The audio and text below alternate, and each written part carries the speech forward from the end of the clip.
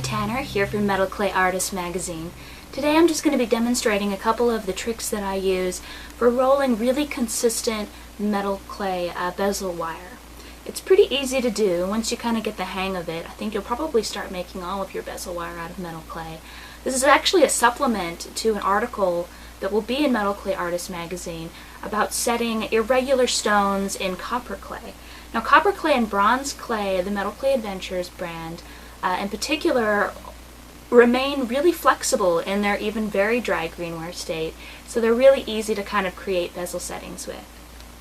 Okay, I'm just going to show you the things that you're going to need. You can use like a heavy cardstock. This is actually tackboard paper, which you can get at any hobby shop or art supply store. It comes in a bit bigger sheets than cardstock. It's 9 inches by 12 inches, which I find is really nice, particularly if you're using a high shrinkage clay and you need to create a bezel wire for a larger stone. The other thing that I've got here is, this is just contact paper. Now, it's sticky on one side and kind of plastic. You can find this just as in like the kitchen section of any kind of big box chain store, and they actually use it to line the inside of people's kitchen cabinets. Now, if you find this in an art supply store, you can actually get it in like a transparent type finish, which is what I've got here. I keep a lot of this stuff around just for making stencils and doing things like this bezel frame. I've actually already got one side of this paper covered, so I'll just show you really quickly here how to cover the other side. So you just cut this sheet out. Now, this stuff is pretty forgiving, so it's not like you stick it onto the paper and you're done and you're kind of stuck with whatever you end up with. You can actually remove it and reapply it. So we just peel our backing off here and just kind of gently lay down, starting at one end, and just lay it down on the whole sheet. And you can just use your hands to kind of smush those air bubbles out. Okay, so we've got our sheet covered now. Now you're going to take your craft knife and just a straight edge, like so. And we're actually going to cut a strip out of this. Now, it doesn't need to be really wide because bezel wire, as you know, is going to be relatively thin. And the more support that we can give to our roller when we're rolling the clay out, the better the wire will actually turn out. So I'm just going to use the straight edge here and cut a strip out. This is probably about a 1-inch opening that I'm going to create here. Now, when you're rolling out bezel wire out of metal clay, you generally want it to be about 1 card thick.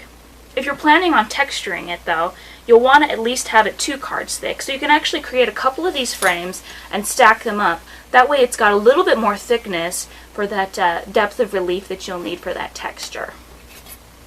So I've kind of run my craft knife through this paper here.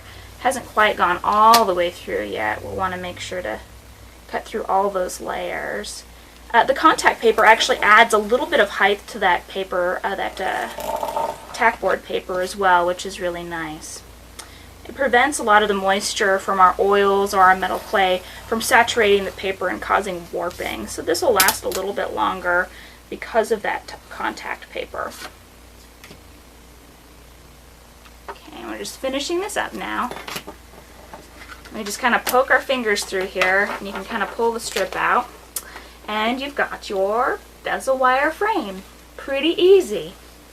So I'm just going to demonstrate for you real quick how I'm going to do this as well. I just have a strip of like Teflon paper, and this stuff has actually got kind of like a rubber sticky backing to it. You can find this in the polymer clay section of the hobby shop. So I'm going to use that to roll the clay out on and just lay your frame out. And I've got some copper, Metal Clay Adventures brand copper clay here. And what we'll want to do is, let me grab the water, we'll want to moisten it a little bit. The neat thing about this particular kind of clay is it remains very flexible even in its dry greenware state. So we've got this, we're just going to kind of work it in here, and I'm just going to grease my work surface with a light coating of, this is just Badger Balm here I'm using. So it'll kind of prevent it from sticking too much. So what we're going to do is we're going to roll out a snake first and kind of lay that on our wire. We really don't need very much clay at all. This is probably way more than what I'll need to roll out a bezel.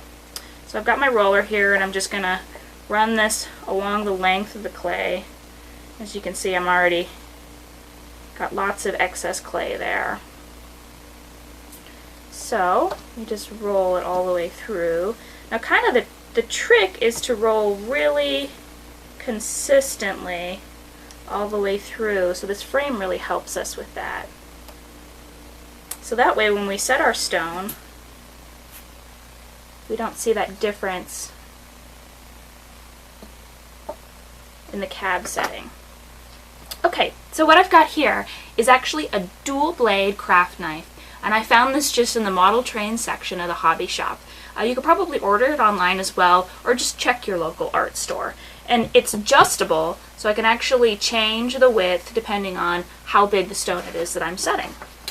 Take your straight edge, and you can probably, of course, do this without the dual blade craft knife. It just takes a little more attention in order to cut really, really fine, consistent pieces. So this is really easy with that dual blade craft knife. Let me just trim this. Go ahead and pull off our excess clay here. Now if you're doing this out of silver clay, you could do it with like a glycerin mixed with silver clay, or maybe even slow dry clay. If you're doing it with other base metal clays like Hadar's clay or Art Clay Copper, it will dry and become a little more brittle, so you'll want to do all of your work with it before it dries. But with metal clay adventures, you can actually let this set aside and dry completely, and it'll remain nice and flexible. So there you go, you've got your nice perfect little bezel wire there. It makes setting stones quite a bit easier. Hope that helps, and please check out my article in Metal Clay Artist magazine on bezel setting irregular stones in copper clay. I'll be utilizing this technique as well. I hope that helps.